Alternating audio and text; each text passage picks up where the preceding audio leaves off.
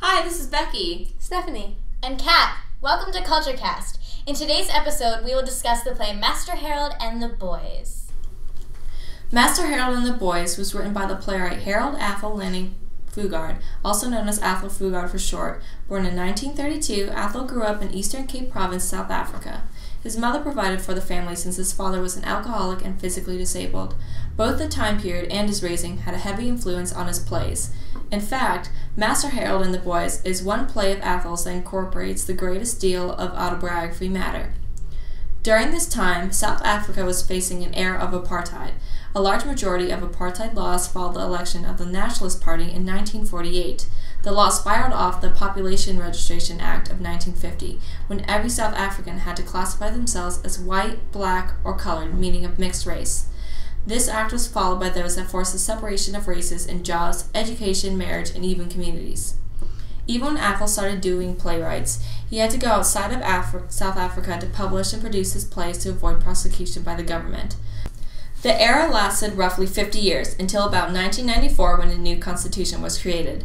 His plays reflected the time period in South Africa and were considered support in the radicalism movement. They often reflected the situations between the mixed populations of South Africa, and the characters were a combination of white, black, and colored. Along with most of Athol Fugard's work, there are only 3 well-developed characters we see on stage in this play. Sam is a middle-aged African-American who is wise and skilled at dancing. He has worked for a middle-class white family for many years in their tea room. He takes the fatherly role in Hallie's life, and Hallie's family trusts him. Sam has affection for Hallie but will not stand for treatment any lower than he deserves. Hallie, or Master Harold, is a white South African 17-year-old boy. His parents own the tea room that Sam and Willie work in, and most of the action of the show takes place in the tea room. He is a good student and a smart boy, although he likes to show off to Willie and Sam when they try to read his textbooks. He has a sense of superiority over Willie and Sam and uses it freely through condescending remarks and orders. He switches back and forth between having Willie and Sam as friends and as workers. He looks to them for guidance on life, especially with his father. Willie Malapo is a black man Sam's age who also works in the tea room. He's not quite as thoughtful or reflective as Sam is. Willie is less connected to Hallie and his parents, but still plays an important role as an employee. Hilda is a character that never appears on stage but gives us background information on Willie and Sam as characters. Hilda is in a struggling relationship with Willie because Willie hits her if she stumbles when they practice ballroom dancing. Sam informs Willie that hitting her is wrong, and this shows us Sam's nurturing spirit and Willie's short temper and nearsightedness. 2 important offstage characters are Hillie's parents. We never find out their names, but all 3 onstage characters talk about them often. Hillie's mother is picking up her husband from the hospital as the play is going on. She has phone calls with Hillie, but we can only hear his side of the conversation. His father has been in the hospital for treatment. He is crippled, and Hallie and his mother have to care for him. He is also an alcoholic. When Willie learns that he may be coming home early, he gets upset, and we can see unresolved issues between the family. Master Harold and the Boys takes place in St. George's Park Tea Room in South Africa in the 1950s. The play begins with Willie and Sam in the tea room. It's a normal day. Willie is preparing for a dance competition, and Sam and Hallie discuss Hallie's homework and reminisce on the past. Sam takes a look at Hallie's books and attempts to learn a bit from them. It all seems like it's a part of their normal everyday routine. The topic of Hallie's father comes up quite a lot. His father is being released from the hospital, and that seems to be a big problem for Hallie. He becomes angry and begins to take his anger out on Sam. Sam does not retaliate, and Hallie takes advantage of his power with the apartheid and drops several hints of racism during his rage. Master Harold and the Boys is a realist play, reflecting the time period in which it was written. Just like many other of Athol's plays, Master Harold and the Boys contrasted images of sublime memories with a terrible reality. This is seen multiple times throughout the play when Sam and Hallie reminisce about the past, which are then interrupted and essentially ruined by Hallie's bursts of anger and hatred initiated by his father. The play had a climactic plot, although we can see Athol's style in Master Harold and the Boys. It starts off with a slow, meticulous exposition for a well-developed plot, just like its characters, and work through the complications only to be ended with an unexpected conclusion. The language in the play reflects the racial tension between races in South Africa in 1950. We see this first happen when Hallie gets angry for being hit with a rag and yells at Willie and Sam to get back to work. He then decides that he wasn't done having a conversation with them and calls them back. This tug-of-war type dialogue is reflected all throughout the play. The title even indicates how the language in the play will be used. Master Harold obviously refers to Hallie, even though Willie calls him Master Hallie, and Sam usually refers to him as Hallie. The ... in the title carries a subtle message recognizing the gap between Hallie, a white middle-class boy, and Willie and Sam, the boys, working as middle-aged black men. The language reflects the gap throughout the entire play. We see a South African dialect throughout the play in the way the characters speak to each other. Willie and Sam use words like boet, which means buddy or brother, and ja, which means yes or yeah. We see Hallie use the word bloody to express his frustration, and this also models their culture and maybe Hallie's upbringing. The symbols presented in Master Harold and the Boys are the kite, the bench, the tea room, Sam's room, and ballroom dancing. The kite is a symbol of Sam wanting Hallie to be proud of something in his life and of himself, and for Hallie to overcome his shame. It brings back good memories for Hallie, as he mentions it was his favorite day with Sam. It simply symbolizes a fun day in Hallie's childhood. I also believe it symbolizes a safe place for Sam and Hallie and something they can do to fix their problems. After they flew the kite, their bond became even stronger, and at the end of the play, Sam tells Hallie that maybe they should go fly a kite because maybe then their problems would be solved and they'd go back to how it was before. After flying the kite, Sam leaves Hallie up on the hill, and Hallie doesn't understand why because he thought they were having such a good time all day. Sam leaves Hallie at the only bench on the hill, which reads whites only. So in this case, the bench is a symbol of racism and the apartheid. The tea room is a symbol of the friendship in the play. Inside the tea room, their friendship is normal, like any three friends in the world, but on the outside of the tea room, in apartheid-run South Africa, their friendship is run by racism and discrimination. So as long as the tea room stays standing, so will their friendship. As for the ballroom dancing, that is one of the more common symbols. It's entertainment for Sam and Willie, something for them to do outside of work. Hallie begins to write about it in an essay about an event of historical or cultural context. Sam sees the dance competition as an example of a world where everyone gets along without any conflict. Sam mentions how everyone is bumping into each other every day, but the dance competition is like a world where that doesn't happen at all, and that's what they want every day to be like. Dance also becomes kind of a safe getaway for Willie and Sam. It takes them away from the apartheid world of South Africa just for a little bit. They end the play dancing, and it seems as though they do this to forget about the big scene that happened between Sam and Hallie just a few moments before. The apartheid affects the structure of the play in all aspects, but it especially affects the tone. The audience and even the readers in the play can feel the tension of inequality between characters. At times, it seems as though Hallie, Sam, and Willie are lifelong friends who understand each other as equals. This dramatically changes, though, depending on the conversation being held between the characters. Even through the small-talk conversations about schoolwork, there is still an underlying tension between Hallie's social class and race and Sam and Willie's. The playwright wanted to capitalize on these moments where Hallie used the gap to his advantage and to show the audience that he has power over Willie and Sam. We see by Hallie's actions and disrespect towards Sam and Willie that the fight for equality is far from over. There are several themes that are approached throughout this play: apartheid, friendship, father-son relationships, coming of age, nonviolence, and teaching are among them. The apartheid was a racial segregation. It was a policy of segregation and political and economical discrimination against non-Europeans in South Africa.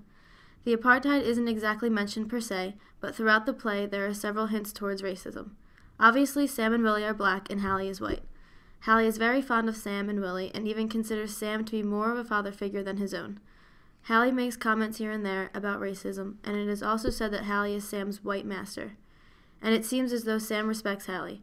Sam's respect for Hallie dismisses Sam from hitting Hallie and retaliating after he lashes out at him when he becomes angry about his father. Hallie clearly takes advantage of the apartheid by calling Sam a servant and basically implying that he has more power than Sam, and calling his father his boss, which creates a bumpy road for him and Sam. Friendship is another theme. Friendship is clearly evident throughout this play between Hallie, Sam, and Willie. Behind the walls of the tea room, the relationship between the three is very affectionate. As said before, Hallie sees Sam as a father figure. Sam has helped Hallie in a lot of situations. Hallie also likes to joke around with Willie and tease him a lot as well. However, on the outside of the tea room, that's when the apartheid starts to have an effect on their friendship. The friendship doesn't exactly follow the ways of the apartheid, and this brings us back to the racial comments that Hallie occasionally makes. As for Sam and Willie, their friendship isn't affected by discrimination or racism. Willie confides in Sam, as we see when he asks him about dancing, and he takes his advice from Sam about his girlfriend. Sam also turns to Willie when he wants to hit Hallie for spitting in his face, and Willie tells him not to. Willie also mentions that because of Sam, he is going to find Hilda and apologize to her. The father-son relationship that is clear in this play has to do with Hallie and his father and between Hallie and Sam. Hallie's father is never shown in the play, but him being released from the hospital is the beginning of when things start to take a turn for the worst. Hallie mentions to Sam that his father is his boss, and Sam disagrees. Sam has also helped Hallie with his father before. Hallie, although he won't admit it, is ashamed of his father, and Sam makes that very clear to him. Sam also mentions to Hallie that he knows he loves his father and he shouldn't say bad things about him. It's clear that Hallie's father influences him in a lot of ways. He has the same aspects as his father, which include him being depressed and his tendency to lash out when he is angry. Along with that, he also embodies the racism of his father, which is evident in the way he treats Sam and Willie, especially at the end when Hallie is jumping down Sam's throat. The father-son relationship between Sam and Hallie is evident because, as mentioned before, Hallie sees Sam as a father figure more than he does his own father, especially in the way that Sam is trying to teach him how to become a man instead of becoming his father. He has also been there for Hallie on many occasions. Sam teaching Hallie how to become a decent man also ties into the theme of coming of age. Hallie is a 17-year-old boy. 17 is a peak in any teenager's life. It is where we start to mature into young adults. He is starting to shape into the person he is going to be, which ties into Sam trying to teach him some lessons about growing up. Sam and Hallie go back and forth about famous males who have left some kind of mark on the world. Hallie being good friends with Sam and Willie shows that he could possibly have the ability to grow the apartheid behaviorism of his parents. Along with being 17, he experiences the emotions and mentality of any teenager. This includes dealing with depression, anger, and the very common stubbornness. As mentioned before, he lashed out at Sam because he was angry. He tends to become angry and lashes out at people he cares about, and that's when he takes advantage of the ways of the apartheid and uses them against the black servants. With the way the story ends, we don't really know if Hallie's going to change his ways or if he's going to be staying the same angry, stubborn teenager that he is. And now we will read a short scene from the play. Many reforms. Napoleon regarded all people as equal before the law and wanted to have equal opportunities for advancement. All vestiges of the feudal system with its oppression of the poor were abolished. Vestiges, feudal system, and abolished. I'm all right on oppression. I'm thinking. He swept away, abolished, the last remains, vestiges of the battle days. Feudal system. Ha! There's the social reformer we're waiting for. He sounds like a man of some magnitude. I'm not so sure about that. It's a damn good title for a book, though. A Man of Magnitude. He sounds pretty big to me, Hallie. Don't confuse historical significance with greatness. But maybe I'm being a little prejudiced. Have a look there and you'll see he's 2 chapters long. And hell, he's only got dates, Sam, all of which you've got to remember. This campaign and that campaign. And then because of all the fighting, the next thing we get is peace treaties all over the place. And what's the end of the story? Battle of Waterloo, which he loses. Wasn't worth it. No. I don't know about him as a man of magnitude. Then who'd you say was? To answer that, we need a definition of greatness. And I suppose that would be somebody who benefited all mankind. Right, but like who? Charles Darwin. Remember him? That big book from the library, The Origin of the Species. Him? Yes, for his theory of evolution. You didn't finish it. I ran out of time. I didn't finish it because my 2 weeks was up. But I'm going to take it out again after I've digested what I've read. It's safe. I've hidden away in the theology section. Nobody ever goes in there. And anyway, who are you to talk? You hardly even looked at it.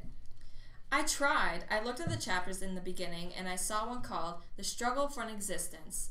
Aha, I thought, at last. But what did I get? Something called the mistletoe, which needs the apple tree, and there's too many seeds, and they're all going to die except for one. No, Hallie. What do you mean, no? The poor man had to start somewhere. For God's sake, Sam, he revolutionized science. Now we know. What? Where we came from and what it all means. And that's a benefit to mankind? Anyway, I still don't believe it. God, you're impossible. I showed it to you in black and white. Doesn't mean I gotta believe it. It's the likes of you that kept the Inquisition in business. It's called bigotry. Anyways, that's my man of magnitude. Who's yours? Abraham Lincoln. I might have guessed as much. Don't get sentimental, Sam. You've never been a slave, you know. And anyway, we freed your ancestors here in South Africa long before the Americans. But if you want to thank somebody on their behalf, do it to Mr. William Wilberforce. Come on, try again. I want a real genius.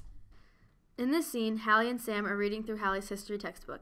This scene presents the theme of teaching very well. Sam reads from the textbook of Hallie's and attempts to teach himself, and that is clearly evident in the moment when he is sounding out words he doesn't understand. Hallie is shown to be a bit of a stubborn and arrogant teenager, but this scene shows his want to find meaning in the world by naming men of greatness and men who have been a great benefit to mankind. The comments that Hallie makes during this scene with Sam shows a lack of knowledge the boy has.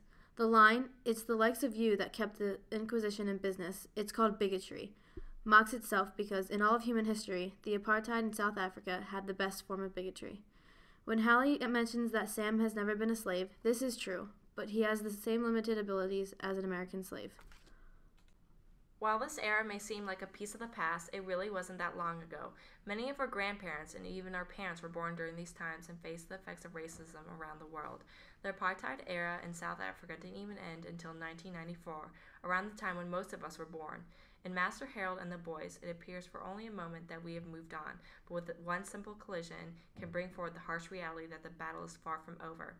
Hallie's character shows us that no matter where you come from, respect is an important part of society. Just like today, we still find racism in the world even though we try hard to get rid of it. Plays like Master Harold and the Boys can help show the world how harsh the reality our present times have and can lead us to a better world, one without collisions. Thanks for joining us for this episode of Culture Cast. We hope you learned as much as we did from Master Harold and the Boys.